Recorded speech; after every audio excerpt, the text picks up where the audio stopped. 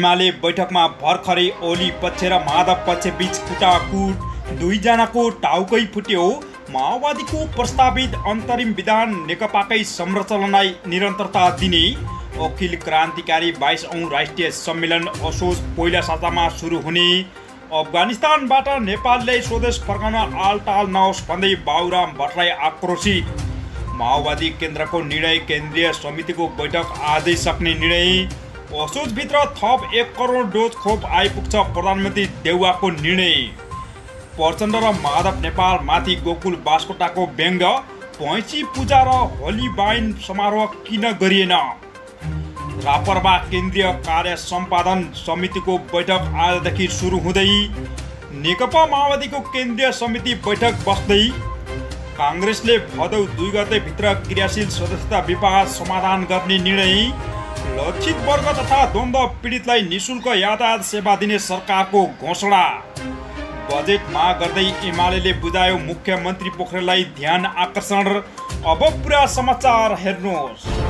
तपाईँ अहिले हेर्दै हुनुहुन्छ ताजा नेपाली खबर टिभी। 24 घण्टा नयाँ समाचार सुन्नको लागि हाम्रो च्यानललाई सब्स्क्राइब गरी हामीसँग जोडिनुहोला। दर्शकबिन नमस्कार। पछिल्लो समय राजनीतिमा भएको उतार चढाव, विशेष ताजा र महत्त्वपूर्ण अपडेट लिएर हजुरमाझ उपस्थित भएका छौँ। भिडियो अन्तिमसम्म हेरेर तपाईँको मनमा लागेको प्रतिक्रिया कमेन्ट बक्समा दिनुहोला। साथै हाम्रो मेहनतको लागि सानो लाइक र सेयर पनि गर्न नभुल्नुहोला। दर्शकबिन अब लागौँ पहिलो समाचारतर्फ। नेकपा माओवादी केन्द्रको जारी केन्द्रीय कमिटीको बैठकमा अध्यक्ष पुष्पकमल दाहाल प्रचण्डले अन्तरिम विधान 2078 पेश गरेका छन् भने अन्तरिम विधानमा साबिक नेकपाकै संरचनालाई निरन्तरता दिने उल्लेख गरेका छन्।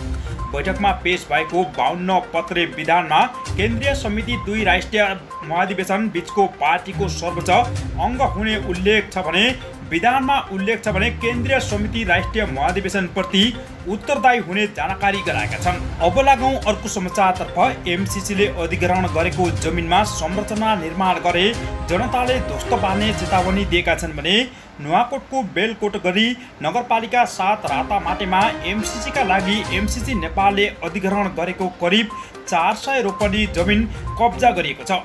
संरचना निर्माण गरिन लागेको स्थलमा स्वतन्त्र उन्नत लोकतन्त्र र पार्टी एचपी र स्वतन्त्र राष्ट्रिय अभियान नेपालले शनिबार हजारौंको सङ्ख्यामा प्रदर्शन गर्दै राष्ट्रिय झण्डा गाडेर सो जग्गा कब्जाको घोषणा गरेको छ भने उक्त जग्गामा एमसिसीले कुनै पनि संरचना निर्माण गरेमा सबै ध्वस्त पार्ने जनताले चेतावनी समेत नि दिएका छन्। अब लागौँ अर्को समाचारतर्फ। जनता समाजवादी पार्टीको आधिकारिकता गुमाएको महन्तो ठाकुर पक्षले नेता राजेन्द्र महतोले बहुल राष्ट्रिय राज्य स्थापनाका लागि सङ्घर्ष गर्ने चेतावनी दिएका छन् भने शनिबार काठमाडौँमा आयोजित आफू पक्ष बागमती प्रदेशका अगुवा कार्यकर्ताहरूको भेलामा बोल्दै नेता महतोले त्यसका लागि तयार रहन पहाड हिमालका पार्टी नेता कार्यकर्तालाई आह्वान गरेका छन् भने उनले भने बहुल राष्ट्रिय राज्य स्थापनाका लागि लडाईँ लड्ने समेत चेतावनी दिएका छन्।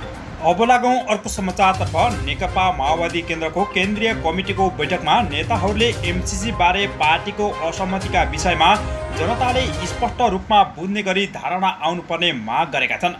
अध्यक्ष पुष्पकमल दाहाल प्रचण्डले प्रस्तुत गरेको राजनीतिक एवं सङ्गठनात्मक प्रस्तावमाथि 8वटा समूहमा भएको छलफल र नेताहरूले यस्तो प्रश्न उठाएका छन् भने बैठकमा समूहगत रूपमा निष्कर्ष राख्ने कुरा सकिएको केन्द्रीय सदस्य युवराज दुलालले बताएका छन् भने बैठकमा राजनीतिक एवं सङ्गठनात्मक प्रस्तावमा सबै समूहले दृढ समर्थन गरेको र त्यसलाई थप व्याख्या गरी विस्तृत प्रतिवेदन सम्मेलनमा ल्याउनु पर्ने कुरा जानकारी गराएका छन्। अब लागौँ अर्को समाचारतर्फ। राष्ट्रिय प्रजातन्त्र पार्टी रापरवाका अध्यक्षहरूले अफगानिस्तानमा रहेका नेपालीहरूलाई स्वदेश फर्काउन माग गरेका छन् भने रापरवाका अध्यक्ष पशुपति शमशेर जबरा, प्रकाश चन्द लोहनी र कमल थापाले संयुक्त विज्ञप्ति जारी गरी नेपालीलाई सुरक्षित स्वदेश फर्काउन सरकारसँग माग गरेका हुन्।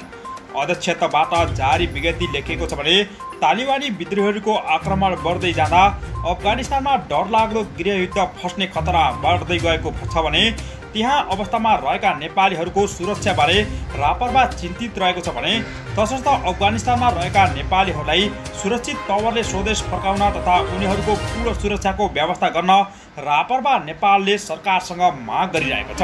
अब लागौँ अर्को समाचारतर्फ। नेकपा एमाले संसदीय दल गण्डकीले प्रदेशसभा मुख्यमन्त्री कृष्णचन्द्र नेपाली पोखरेललाई पूर्व सरकारले अगाडि बढाएका योजनाहरू रोकेकाले कार्यान्वयन गर्न ध्यान आकर्षण पत्र बुझाएको छ।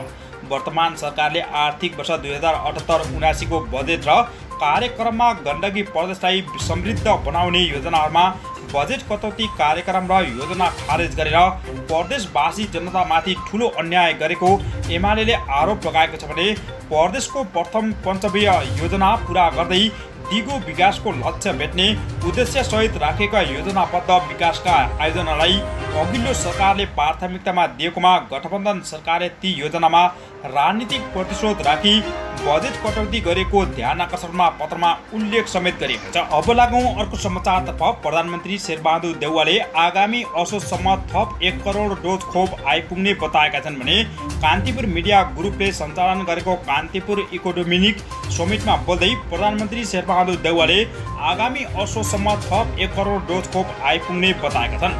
देउवाले आगामी चैतसम्म सबै नागरिकलाई खोप लगाइसक्ने प्रतिबद्धता पनि जनाएका छन् भने देउवाले कोरोनाको आक्रान्त भएका जनतालाई राहतको कार्यक्रम पनि सञ्चालन गर्ने योजना गरेका छन्। अब लागौँ अर्को समाचारतर्फ। नेपाल कम्युनिस्ट पार्टी एमालेका केन्द्रीय सदस्य तथा पूर्व मन्त्री गोकुल प्रसाद बास्कोटाले व्यक्ति र धर्म संस्कृति जोडेकै थिएन भने भैँसी पूजा होली वाइन समारोह किन आयोजना गरेको भन्दै प्रश्न गरेका छन्। माओवादी केन्द्रका अध्यक्ष पुष्पकमल दाहाल प्रचण्ड र एमालेका वरिष्ठ नेता माधव नेपाललाई लक्षित गर्दै बास्कोटाले सामाजिक सञ्जाल ट्विटरमा ट्विट गर्दै उक्त कुरा जानकारी गराएका हुन्।